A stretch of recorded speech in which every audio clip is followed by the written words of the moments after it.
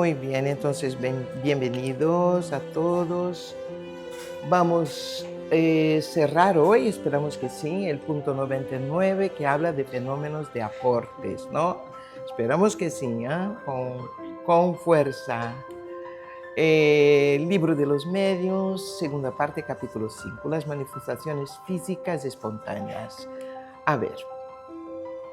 Bueno, la semana pasada, no sé si se recuerdan ustedes, después que terminamos aquí nuestra presentación y entramos en la parte de las dudas, de las preguntas, de las reflexiones, Nacho nos hablaba de que en este punto que vimos la semana pasada, cuando Kardec hace esta pregunta a Erasto, cuando dice, otros espíritus tendrían ese poder, ¿qué poder? El poder de aportar flores, poder de aportar cosas de otro planeta a nuestro planeta. Entonces, preguntó al espíritu primero, ¿puedes hacerlo? Y el espíritu dice, no, eso no es posible para mí. Entonces Kardec se vuelve a Erasto y hace la pregunta a Erasto. ¿Otros espíritus tendrían ese poder? Y Erasto dice, no, eso es imposible en virtud de la diferencia de medios circunstantes.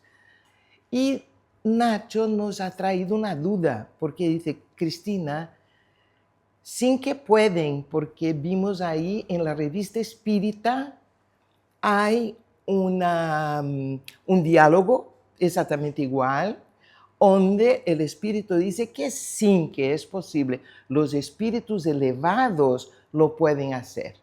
Entonces pedí a Nacho que me enviara, digo, envíame donde has leído, donde has visto, porque entonces vamos, porque muchas veces, ¿qué pasa? A veces a veces la interpretación que podemos dar a lo que leemos, a veces de haber mirado en otras fuentes, reunir, porque ya sabemos que la obra kardeciana es una obra progresiva. Vamos a ver muchas veces el mismo tema enfocado de modos distintos en los distintos libros de la codificación. Entonces digo, Nacho, por favor me envía. Y sin que me envió, y fue espectacular. Porque, mira, ahí está. Nacho me envía este pedacito de la revista Espírita de mayo de 1861, donde está justamente fenómenos de aportes.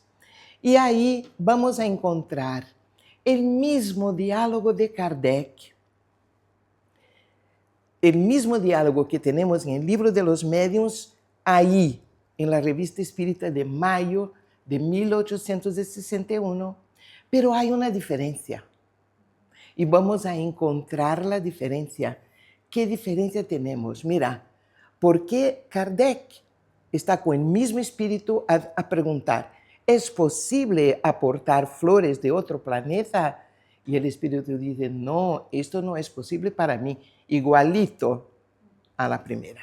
Y después Kardec pregunta, ¿otros espíritus podrían hacerlo? Y la respuesta es, sí, hay espíritus más elevados que yo que pueden hacerlo.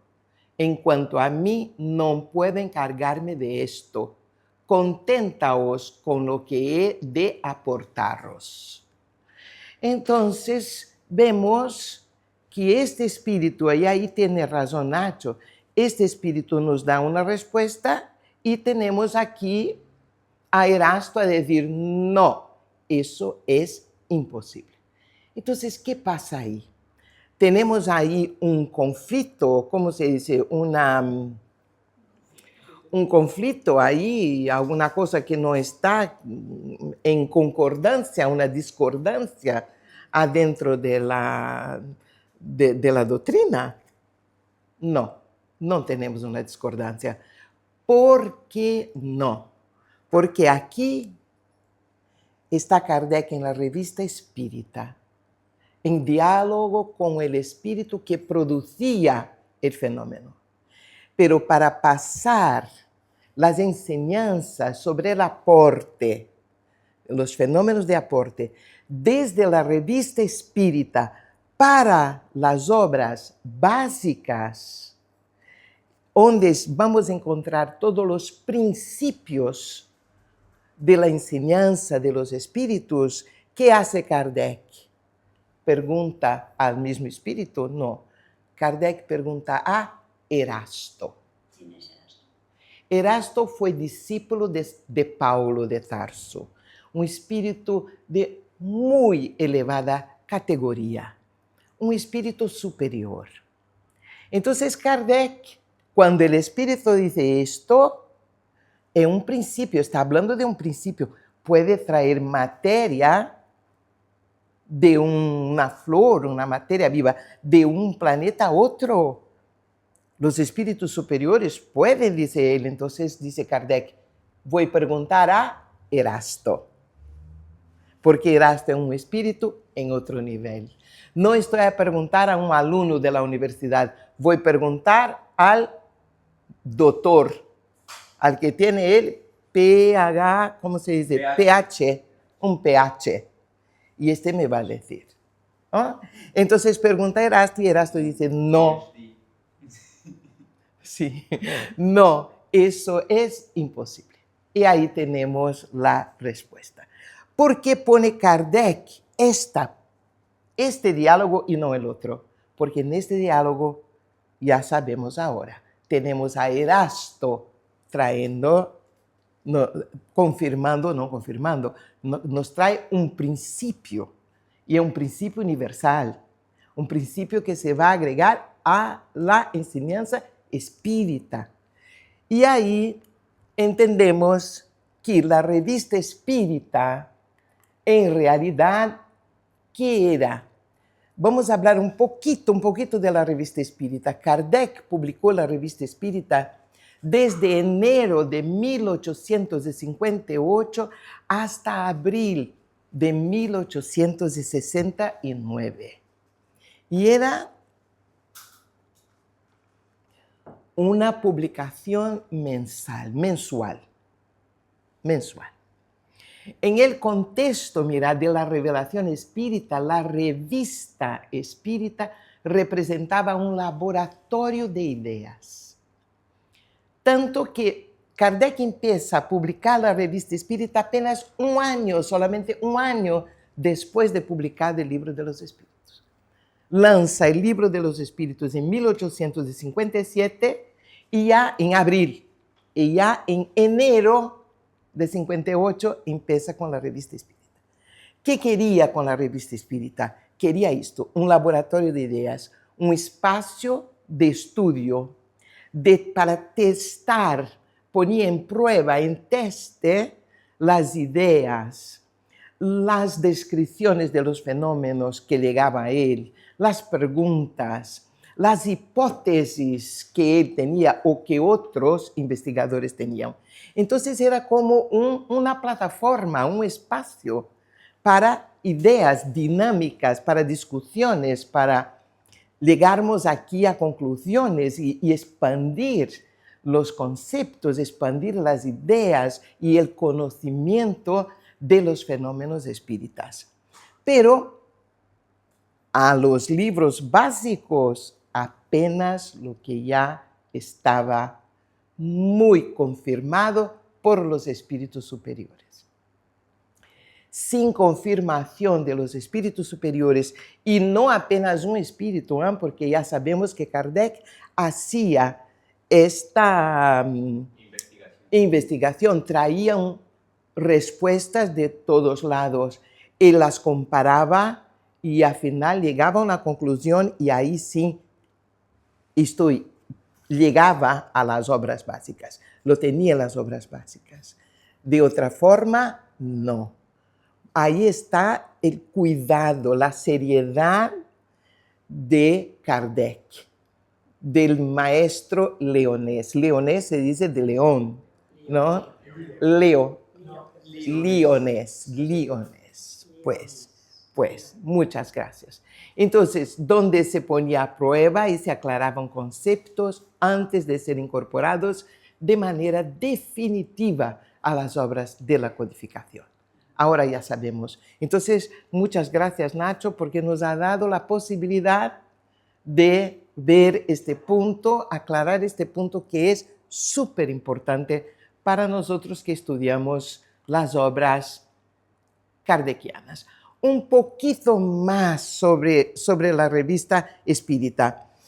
Bueno, en el momento que el libro de los espíritus tiene un éxito tremendo, entonces, con toda la documentación, los documentos que Kardec ya tenía en su poder, las cartas, la correspondencia, las cartas que le llegaban de todos lados, de reyes, el czar de Rusia, que se comunicaba con él, a la gente del pueblo. Entonces, ¿qué hace él? Concebe la idea de este proyecto de crear un periódico espírita. Y ahí va a hablar con un amigo que tenía el capital, que tenía recursos económicos, financieros y que le podía ayudar en este proyecto. Entonces va a hablar con el señor Tiedemann para solicitar esta ayuda financiera. Pero este señor, en mucha duda, para allá, para acá, y al final dijo a Kardec, no voy a esto. No estoy en este proyecto. Y salió del proyecto, y Kardec entonces, que estaba muy decidido a hacerlo, va a hablar con los espíritus. Entonces pide que la señorita Hermance Dufault, que fue una de las médiums que trabajó bastante con Kardec, una de las grandes médiums que ha estado con él, preguntó a Hermance Dufault si podía tener contacto, pedir a los espíritus que lo orientara en este proyecto. ¿Qué debería hacer? Él no tenía los recursos. El señor Tiedemann no quería entrar en el proyecto. ¿Qué debería hacer? Y los espíritus le respondieron que pusiera en ejecución la idea y que no se inquietara con lo demás. No le iba a faltar recursos. Y Kardec inmediatamente se pone a trabajar y ya vemos que en enero de 58 lanza. Entonces dice Kardec, me apresuré a redactar el primer número, dice Allan Kardec, y lo lancé el 1 de enero de 1858, sin decir nada a nadie. Qué interesante, ¿no? No tenía un solo suscriptor. Mira qué es la fe, la seguridad, la certeza de un proyecto que tiene que hacer. Sabe que es el camino. Entonces dice, no tenía un solo suscriptor, ni socio capitalista. Hice todo enteramente por mi cuenta y riesgo. Y no tuve de qué arrepentirme, porque el éxito superó mis expectativas. A partir del 1 de enero, los números se sucedieron sin interrupción. Y como lo había previsto el espíritu, ese periódico se convirtió para mí en un poderoso auxiliar.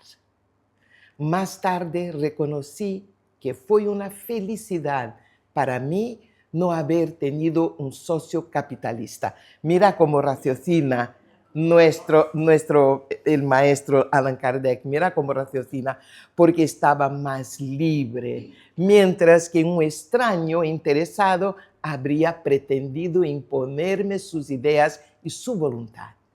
Y podría haber entorpecido mi trabajo. Claro, podía querer controlarlo. Y Kardec era un espíritu libre que sabía que estaba muchísimo preparado, ya sabemos, para la tarea que había traído, ¿no?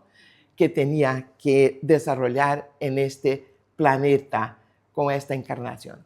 Solo no tenía que rendir cuentas a nadie, por más onerosa que fuera mi tarea como trabajo.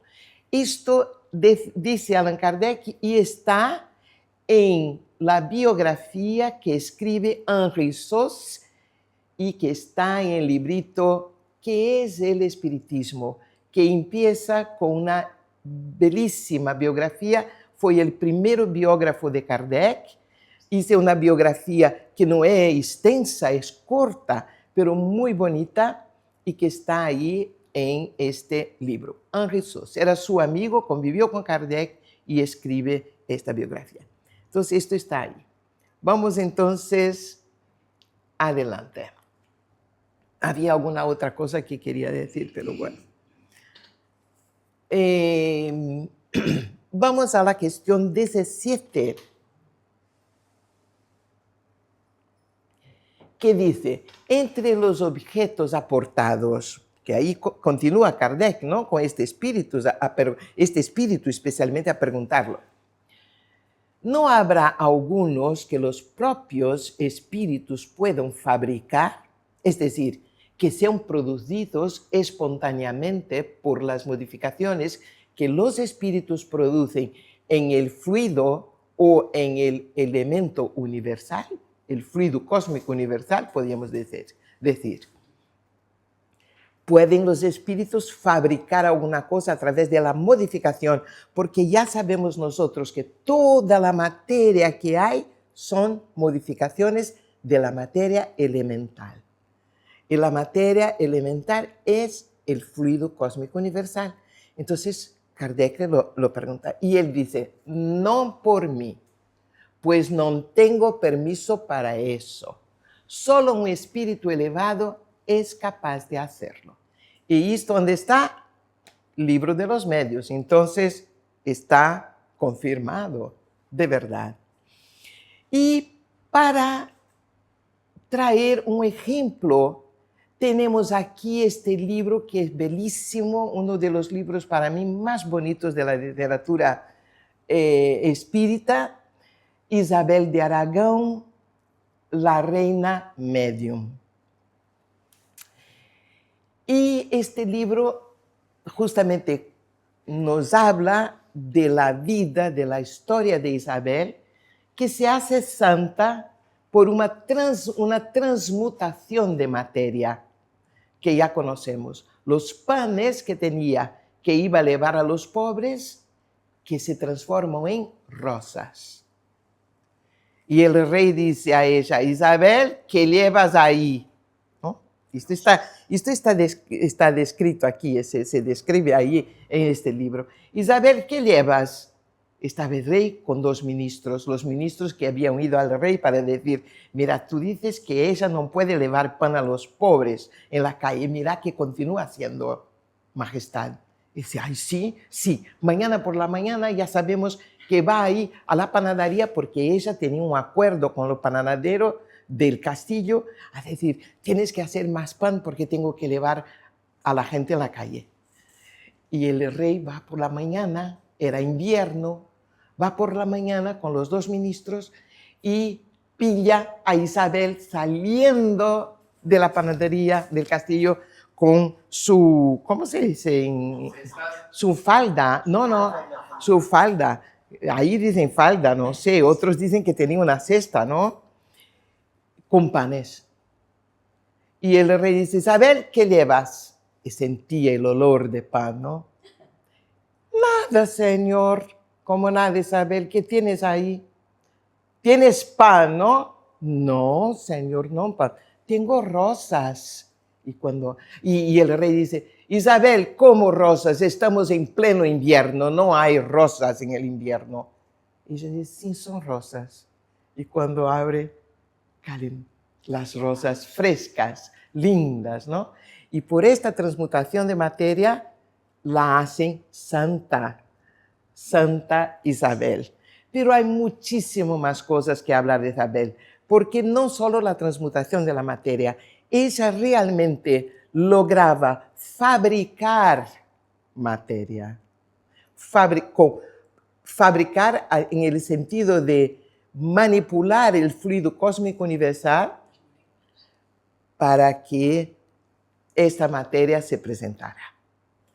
Y, entre otras cosas, ha dicho, yo puse aquí esta frase que es linda, Dios me dio un trono para que hiciera la caridad. para esto soy reina, ¿no? Entonces, un poquito más sobre esta mujer maravillosa, esta personaje maravillosa. Isabel de Portugal, que nació en Zaragoza, era española, claro, en 1271, y murió ahí en Portugal en 1336. O Isabel de Aragón y Sicilia fue reina consorte de Portugal y declarada santa por la Iglesia Católica, hija del rey Pedro III de Aragón y la reina Constancia II de Sicilia. Era nieta de el rey de Castilla y León, no, era nieta, bueno, ahora no me viene, pero puso el nombre Isabel en honor a su tía abuela de Hungría. La Iglesia Católica la conmemora el 4 de julio, una mujer muy devota y tal, que casó con el rey Dionisio I de Portugal. Y de su matrimonio nacieron 2 hijos, Constanza y Afonso de Portugal. Muy bien, un poquito más. Ahí dice, mira que esto está en Wikipedia. La reina se dedicó a atender a los enfermos, ancianos y mendigos para los que ella misma confeccionaba ropa.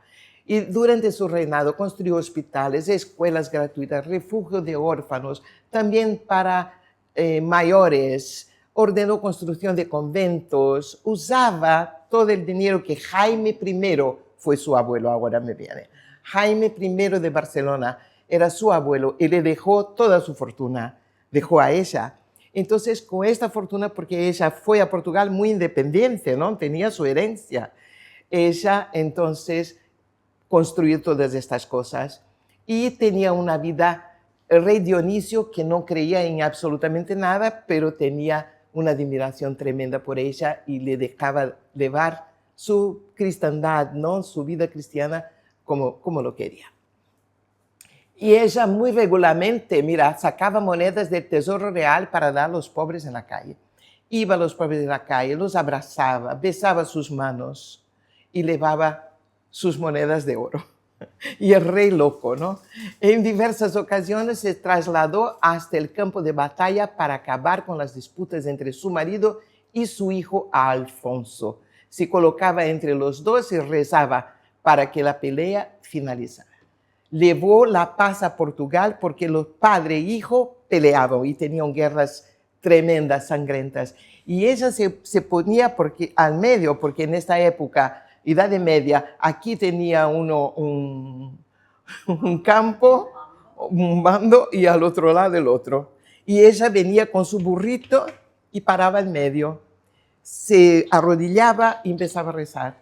Y ahí nadie tenía coraje de empezar una guerra con Isabel ahí, ni el padre, ni el hijo, ni el marido, ni el hijo, ¿no? Y Isabel, entonces, cuando el rey le prohibió de que no podía sacar monedas de oro del tesoro para llevar a los pobres, ella empieza entonces a llevar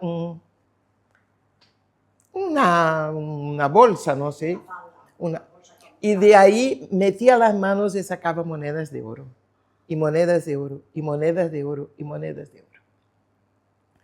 Tanto lo hacía cuando tenía 11 años de edad, como lo hacía cuando estaba en Portugal como reina. Porque ahí Diniz también la prohibió. Y aquí vemos un diálogo entre ella y su papá. Tenía 11 años cuando ha tenido este diálogo. Porque el papá, a saber, cuando supe que ella sacaba oro de donde no había, ¿qué quiere él? También Dionisio después. Querían que ella enseñara cómo haces oro, cómo lo fabricas. Si los alquimistas hasta hoy intentan y no logran, ¿cómo lo haces, Isabel? Y ella decía, yo no sé, porque ella realmente no sabía. Tenía la fe, la certeza de que este oro la iba a dar Dios, porque ella estaba ahí para hacer la caridad. Entonces mira lo que dice al papá cuando el papá dice, tú tienes que enseñarme cómo hacer el oro. ¿Cómo lo haces? Ella dice, oh papá, ¿Acaso piensas que Dios me daría el poder de fabricar oro para financiar guerras y destrucciones? Fue por amor, para enjugar lágrimas y no para hacerlas brotar abundantes, como suele suceder a los huérfanos, viudas y mutilados de tus guerras. Dios nos dio el poder para servir mejor a los designios de su obra, nada más que eso. Así responde a su papá cuando tenía 11 años de edad, este espíritu elevadísimo. Y después hace lo mismo con su querido esposo Dionisio I, cuando le pregunta lo mismo. Entonces es un espíritu maravilloso que podía, de verdad, manipular el fluido cósmico universal y de ahí sacaba monedas de oro para hacer la caridad en las calles. Muy bien. Es una historia bellísima. Donde encontramos otra sorprendente manifestación de esta cuestión. ¿Dónde lo encontramos? En Mateo 14, 13, 21, Marcos y Juan. ¿Qué pasa ahí? ¿Recuerdan ustedes? ¿Qué pasa? Había una multitud que seguía a Jesús. Y los apóstoles vienen al maestro y dicen, maestro, mira, vamos a dispersar la multitud, pedimos a ellos que se vayan para comprar comida porque nosotros no la tenemos. Y Jesús dice, ¿qué tenemos? Ay, tenemos 2 pescados y 5 panes. O 2 panes y 5 pescados. Ahora, perdonad que no me recuerdo muy bien. Y Jesús dijo, trágamelo. Y él, concentrado, lo bendice. ¿Y qué pasa? ¿Se recuerdan ustedes, no? En el Evangelio dice que había 5,000 personas ahí. Se da de comer a todos y sobra. Y la gente se ríe hasta hoy, que dice solamente los tontos, ¿no? Para creer en algo así. Pero no, era justamente la multiplicación de la materia a través de la manipulación del fluido cósmico universal. Y ahí ya sabemos, mira, la enseñanza espírita, la doctrina espírita nos trae la explicación clara, concreta, racional, de que sí, un espíritu superior lo puede hacer. Muy bien. Ahí teníamos entonces, adelante dice Kardec, el otro día, ¿cómo introdujiste esos objetos ya que la habitación estaba cerrada? Y el espíritu dice, los hice entrar conmigo, envueltos, por así decirlo, en mi substancia. No puedo decir nada más, pues no es explicable. Ya se ve el límite, ¿no?, que tenía este espíritu. Y Kardec le pregunta, ¿cómo hiciste para tornar visibles esos objetos que un momento antes eran invisibles? Quité la materia que los envolvía. Entonces, en el aporte, en el fenómeno del aporte, pregunta Kardec, ¿cómo has podido traer estos objetos? ¿Cómo los trae? Y la puerta está cerrada, estamos cerrados. ¿Cómo se entra? ¿Cómo entras aquí con este objeto? Eso, bueno, yo los envuelvo en mí mismo. Y casi como esta capita de Harry Potter, ¿no? Se torna invisible, entra y después se quita la capa. Aquí estoy yo. Y después dice, pues exactamente, quito la materia. Y ahí viene Erasto para dar más explicaciones. Y ahí dice Erasto, no es la materia propiamente dicha la que los envuelve, sino un fluido tomado mitad del perispíritu del medium, ahí está, y mitad del espíritu que opera. Entonces el espíritu que opera tiene su fluido, tiene su irradiación, hace una combinación, una mezcla con el fluido del animalizado, semimaterializado del medium hace una combinación y con esta combinación puede envuelve al objeto y lo puede transportar. Qué increíble, ¿no? Y ahí, cuando quiere mostrarlo, quita este fluido y ahí está el objeto. A ver, y ahí dice, ahí pregunta Kardec a Erasto, y ahí va Erasto. ¿Es posible que un objeto sea transportado en un lugar completamente cerrado? En una palabra, el espíritu puede espiritualizar, quiere decir desmaterializar un objeto material de modo que éste penetre la materia. Entendemos, ¿no? Lo que pregunta Kardec. Y dice Erasto, esta cuestión es compleja. El espíritu puede volver invisibles los objetos que aporta, pero no penetrables. No puede romper la agregación de la materia porque implicaría la destrucción del objeto. No puede desmaterializarlos. Al volverlo invisible, el espíritu puede aportarlo cuando quiera y desprenderlo solo en el momento oportuno para hacerlo aparecer. Las cosas suceden de otro modo con relación a los objetos que nosotros componemos. Entonces, hay objetos aportados y otros que los espíritus pueden componer, producir. Entonces, como solo introducimos en ellos los elementos de la materia, y dado que estos elementos son esencialmente penetrables, y como nosotros mismos penetramos y atravesamos los cuerpos más condensados con la misma facilidad con que los rayos solares atravesan los vidrios, podemos perfectamente decir que hemos introducido el objeto en un lugar, pues por más cerrado que esté. Pero eso solo sucede en este caso. Entonces la nota, no, aquí hay otra cosa antes. No, está correcto.